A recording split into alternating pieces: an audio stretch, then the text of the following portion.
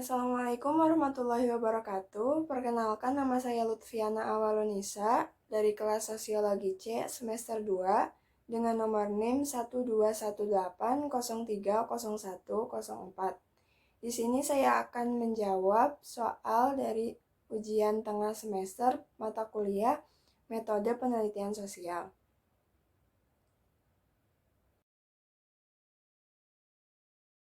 Yang pertama itu ada metodologi. Metodologi itu adalah cara atau ilmu-ilmu yang dipakai untuk menemukan kebenaran menggunakan penelusuran dengan tata cara tertentu dalam menemukan kebenaran tergantung dari realitas apa yang dikaji.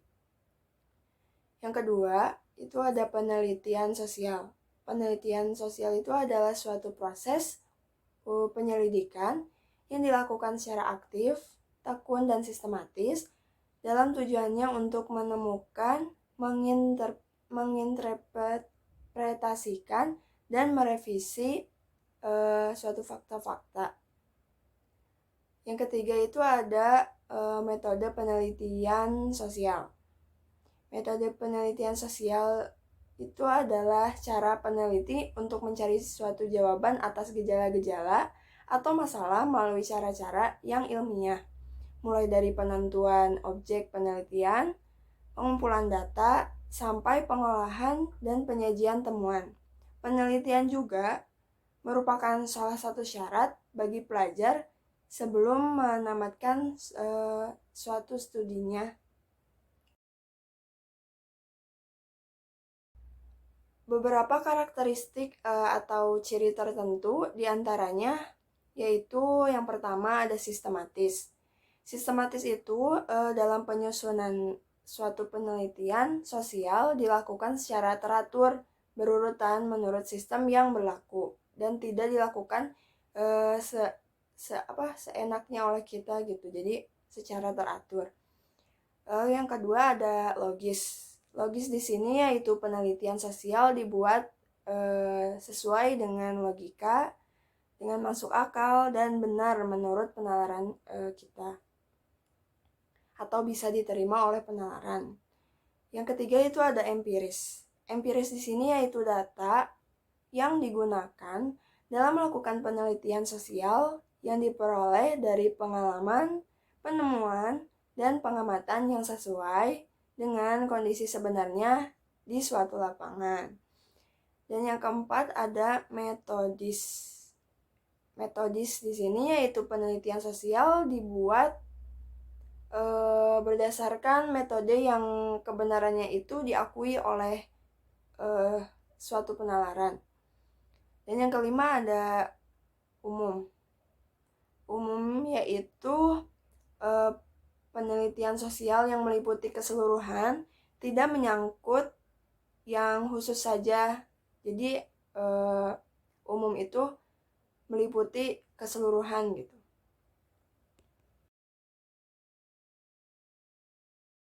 Yang pertama itu ada hasil observasi. Observasi di sini adalah sumber yang paling kaya akan suatu masalah penelitian. Kebanyakan keputusan praktis didasari atas praduga yang tidak didukung oleh data yang empiris.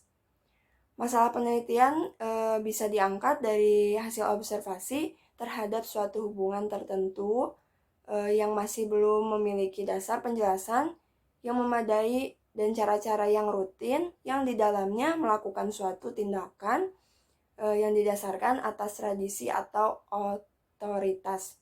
Contohnya itu saat kita melakukan observasi dan kita menemukan hal yang membuat kita penasaran dan kita di situ akan mencari tahu hal yang membuat kita penasaran. Lalu yang kedua ada literatur atau buku. Di literatur atau buku di sini merupakan salah satu teknik yang digunakan untuk mencari ide atau sumber referensi dalam atau untuk sebuah penelitian. Studi literatur di sini adalah cara untuk menyelesaikan persoalan dengan menelusuri sumber-sumber tulisan yang pernah dibuat sebelum-sebelumnya.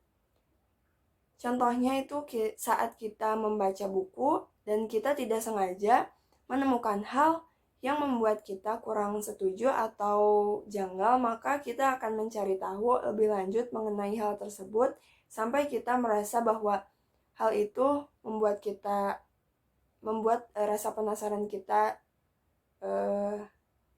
hilang. Yang ketiga atau yang selanjutnya itu ada jurnal. Jurnal di sini sebuah karya ilmiah yang dipublikasikan secara berkala dengan waktu yang tetap, bisa dalam hitungan bulan maupun tahun. Membaca buku teks, jurnal maupun laporan penelitian selain dapat memperkaya hasanah atau pengetahuan kita, juga kita dapat jadikan sebagai sumber bahan identifikasi suatu masalah yang memberi rekomendasi untuk melakukan penelitian selanjutnya. Yang selanjutnya itu ada pengalaman. Pengalaman yaitu hasil persentuhan atau hasil alam dengan panca indera manusia. Setiap orang pasti dapat mengidentifikasi secara unik masalah dari pengalaman pribadinya dalam keseharian, juga pengalaman akademik selama belajar dan mengerjakan tugas ataupun suatu laporan. Sebagai contohnya, kita pernah mendengar berita atau kasus, misalkan kita ini pernah mendengar suatu berita atau kasus seorang anak yang hendak melakukan bunuh diri karena lingkungan di sekitarnya mungkin yang membuat dia tidak nyaman. Nah, dengan kondisi tersebut, kita akan penasaran dan bertanya-tanya mengapa sih hal tersebut bisa terjadi pada seseorang, dan masih banyak hal lain lagi. Selanjutnya ada institusi. Institut di sini adalah sebuah lembaga, perkumpulan atau badan organisasi yang kebanyakannya didirikan dengan tujuan untuk melakukan suatu penyelidikan ilmiah. Namun juga ada yang didirikan untuk usaha pendidikan, kebudayaan, sosial, dan masih banyak lagi. Selanjutnya ada otoritas dan media massa. Di sini sarana penyampaian pesan-pesan aspirasi masyarakat sebagai alat komunikasi untuk menyebarkan berita ataupun pesan kepada masyarakat langsung secara luas. Sebelum kita menjawab soal tersebut, rumusan masalah itu memiliki arti, yaitu tulisan singkat yang berisi pertanyaan tentang topik yang diangkat oleh penulis. Sehingga dalam rumusan masalah, penulis akan berusaha mencari jawaban atas pertanyaan yang dikemukakan, sehingga penelitian memiliki suatu kesimpulan. Contohnya itu judulnya Konflik Penerapan Sistem Zonasi Penerimaan Peserta Didik Baru tahun 2018.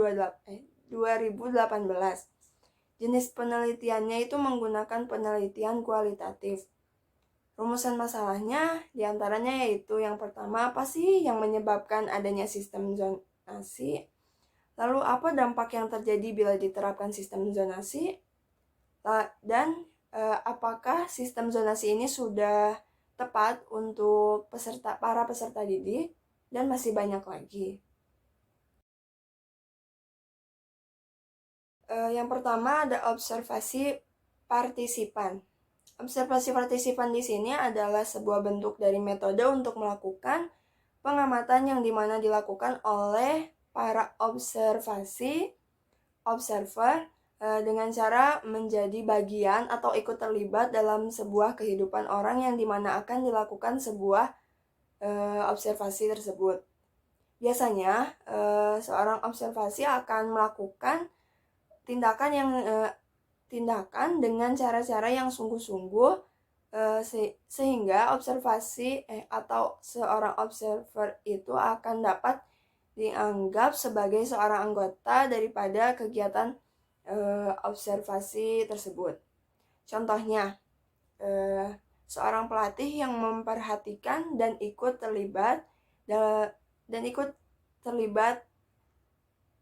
pada muridnya yang sedang melakukan aktivitas pelatihannya. Jadi di sini seorang pelatih itu ikut terlibat dalam aktivitas tersebut. Lalu yang kedua ada observasi non-partisipan. Observasi non-partisipan ini kebalikan dari observasi partisipan. Observasi non-partisipan di sini adalah sebuah bentuk dari partisipasi yang dimana observasi atau seorang observer tidak akan termasuk atau terlibat ke dalam sebuah kehidupan daripada orang yang dilakukan observasi dan juga akan terpisah daripada berkedudukan sebagai seorang pengamat. Jadi di sini seorang observer itu tidak ikut terlibat dalam observasi tersebut, melainkan hanya sebagai pengamat. Contohnya, seorang pelatih yang hanya bisa memperhatikan muridnya yang sedang melakukan pertunjukan pelatihannya.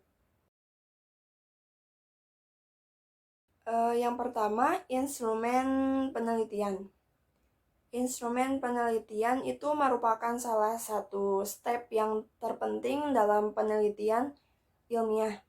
Biasanya penyusunan instrumen penelitian ini dilakukan saat peneliti telah selesai menentukan desain dan metode penelitian yang digunakan untuk mencari jawaban atau fenomena yang sedang terjadi.